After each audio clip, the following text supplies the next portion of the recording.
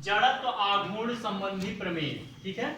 जड़त्व आघूर्ण संबंधी प्रमेय का जो मुख्य आपका व्यंजक प्राप्त होता है वो आता है I is equal to centre of I and capital M into a square का मल्टीप्लाई, ठीक है।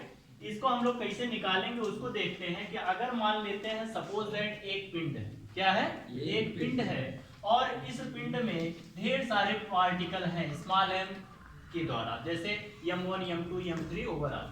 बट हम यहाँ पर किसी एक पार्टिकल की बात हम करेंगे, जैसा कि हमने मान लिया कि कोई एक क्या है बिंदु P है और इस बिंदु P पर जो द्रव्यमान है वो कितना है, स्मॉल m। इसका किसी अक्ष AB के परितः जड़त्व आघूर्ण अगर हम निकालेंगे तो वो हमें प्राप्त होगा कितना, I। कितना प्राप्त होगा, I होगा, ठीक है। लेकिन इसी AB अक्ष के समांतर और कहां से होकर जाने वाली, सेंटर से जाने वाली अर्थात केंद्र से जाने वाली इसी अक्ष के समांतर जो रेखा होगी उसका जड़त्व अगर आघूर्ण निकालेंगे तो वो होगा सेंटर ऑफ मास I होगा, ठीक है ना।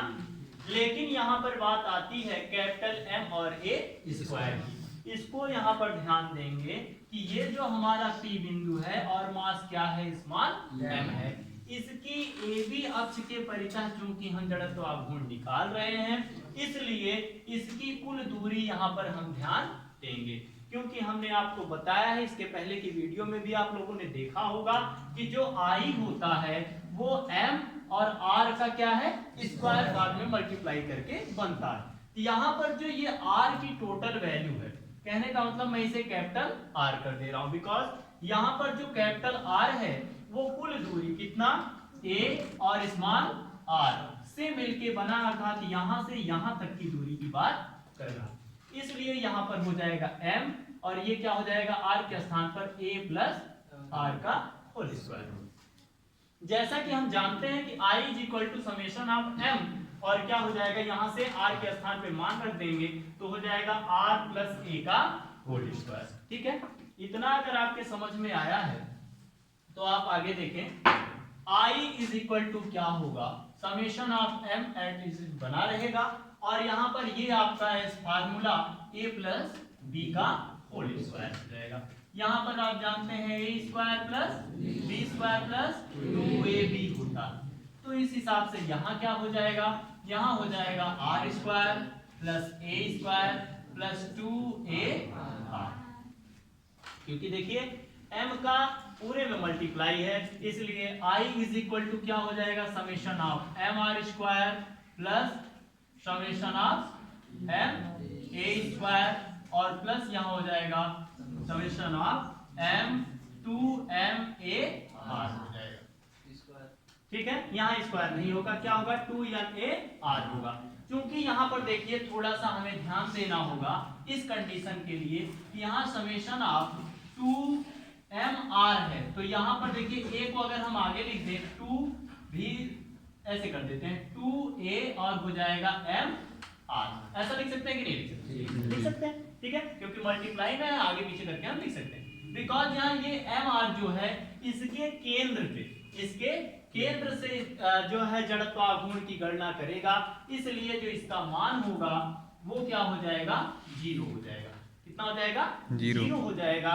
इस स्थिति में इस पूरी राशि का मान हो जाएगा 0, तो क्या बनेगा, I is equal to summation of mr square plus क्या हो जाएगा, समेशन ऑफ ma स्क्वायर। अब यहाँ पर देखेंगे ये जो समेशन ऑफ mr स्क्वायर है ये आपका सेंटर ऑफ मास की कंडीशन है, किसकी है, सेंटर ऑफ मास, इसलिए इसको हम कहेंगे I is equal to I क्या हो जाएगा, सेंटर ऑफ मास हो जाएगा। और ये प्लस यहाँ पर देखेंगे समेशन ऑफ, यहाँ a जो है वो फिक्स है बट m जो है मोर देन पार्टिकल से कंबाइन होके बना है, इसलिए इसको हम लिख देंगे क्या, समेशन ऑफ m, ठीक है। अब चूंकि कोई भी अगर राशि छोटे छोटे पार्टिकलों से मिलकर बनी है तो उसका जो बड़ा पार्टिकल होगा वो उसी का कैपिटल M हम लिखते हैं, ठीक है। इस हिसाब से ये हो जाएगा I is equal to ICM plus ये हो जाएगा आपका कैपिटल M A स्क्वायर, इस तरीके से इसको हम लोग देखें तो यही चीज हमें प्राप्त हो जाएगी। तो जड़त्व आघूर्ण संबंधी ये प्रमेय है। इसको आप देखिए डिफाइन कैसे करते हैं। डिफाइन करने का मतलब है परिभाषित करना।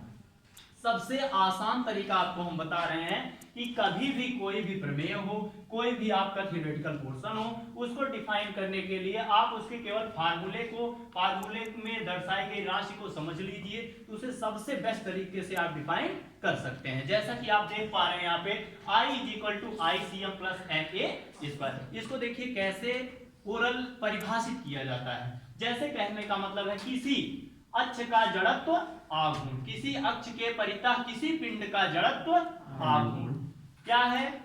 उस पिंड के केंद्र के जड़त्व आघूर्ण, उस पिंड के केंद्र के जड़त्व आघूर्ण तथा उस पिंड के कुल द्रव्यमान, उस पिंड के कुल द्रव्यमान तथा केंद्र से उस अक्ष के बीच की दूरी के वर्ग के गुणनफल के योग के बराबर होता है। गुणनफल के वर्ग के योग के बराबर होता है। ये कंडीशन आपको अगर याद है तो आप कभी भी इस प्रमेय को क्या है ज्ञात कर सकते हैं। एक बार आप देख लीजिए यहाँ पर अगर कोई पिंड है यम है, इसकी दूरी हम जो सेंटर ऑफ मास की लेंगे आर लेंगे। यहाँ सेंटर से इस अक्ष के परितः, जिस अक्ष के परितः हमें ज्ञात करना है उसकी दूरी ए लेंगे। यहाँ पर कुल दूरी ए प्लस आर होगी। उस ए प्लस आर को हम एम के साथ रख देंगे और उसको हल कर देंगे, मान रखेंगे तो हमारी ये राशि आ जाएगी। Thank you very much all of you.